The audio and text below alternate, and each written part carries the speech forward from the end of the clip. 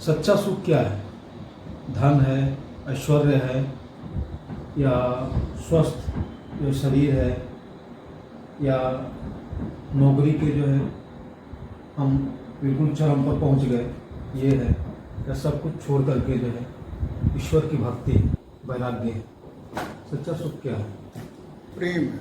प्रेम ईश्वर को पाने का एक मार्ग है। प्रेम से हम ईश्वर को पाते हैं। तो इसका जो ओपनिंग रिमार्क है थोड़ा कठिन है, बहुत गूढ़ प्रश्न है ये। इस पर अमूमन सारे लोगों ने बोला है। तो मेरा ओपनिंग रिमार्क एक फिल्मी गाने से है। मैं तुम में समा जाऊं, तुम मुझ में समा जाओ। तो प्रेम में होता क्या है कि हम एक दूसरे में समा जाना चाहते हैं। हम जो है समा जाना चाहते हैं। दरअसल प्रेम एक आकर्षण है। जब हम किसी भी सुंदर वस्तु से, किसी भी चीज़ से जब आकर्षित होते हैं तो थोड़ी देर के लिए हम लोग एब्सोल्यूट साइलेंस में चले जाते हैं। उस एब्सोल्यूट साइलेंस में न मैं रहता है, न शब्द रहते हैं, न विचार रहता है, उसमें कुछ नहीं रहता है।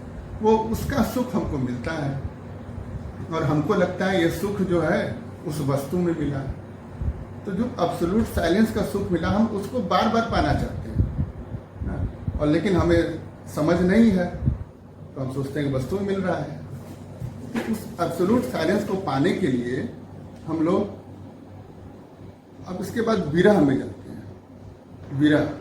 विरह से प्रेम और प्रगाढ़ होता है।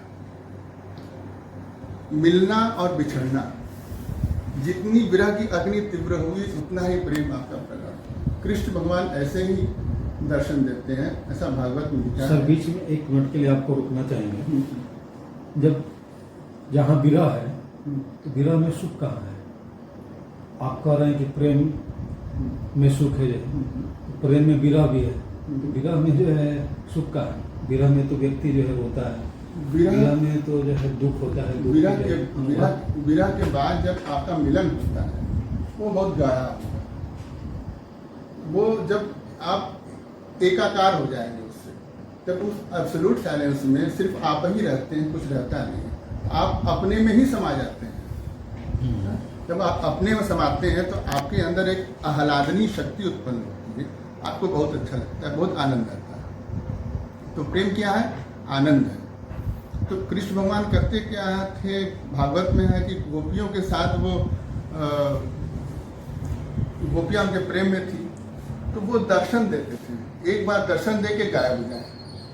अब उसके बाद गोपियां विरह में हैं, विरह में लगी हैं, जुटी हुई है, प्रेम मगन में है उसमें।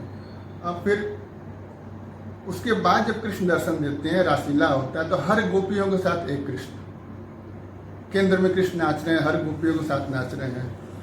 तो होता यही है, जब आप मिल जाते हैं, आप मिल जाते हैं उससे, अपने खुद से, तो एक दूसरा गाना सिनेमा का आता है।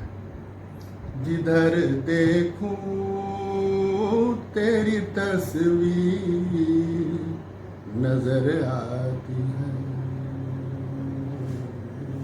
तो ये जब आप प्रेम में पड़ जाते हैं ना, प्रेम आपको मिल जाता है, तो हर जगह वही दिखता है, हर जगह कृष्ण ही दिखेगा। वो सुख जो आपको सब में मिलेगा, तो प्रेम वो बंधा नहीं रहेगा, आप सबसे प्रेमवत रहेंगे। वो प्रेम जो है सर्वव्यापी। गुरुवाणी में कहा गया है ना, इश्क आयकर ले गया, इश्क आयकर ले गया, जहां आप महबूब, आशिक माशुक हो गया, हुआ तमाशा हो। तो ये है प्रेम की महिमा। तो उस प्रेम को पाने के लिए जो आकर्षणी शक्ति है वो कृष्ण की है। एब्सोल्यूट साइलेंस कौन है? वो कृष्ण भगवान है।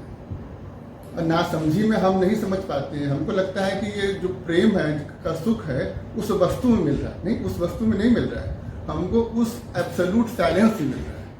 जब इसका हमको ज्ञान हो जाएगा विरह से, तो हम उस एब्सोल्यूट साइलेंस में, एब्सोल्यूट साइलेंस मतलब अपने स्वरूप में स्थित हो जाएंगे, तो वहाँ प्रेम पूर्ण हो गया। जय श्री कृष्ण।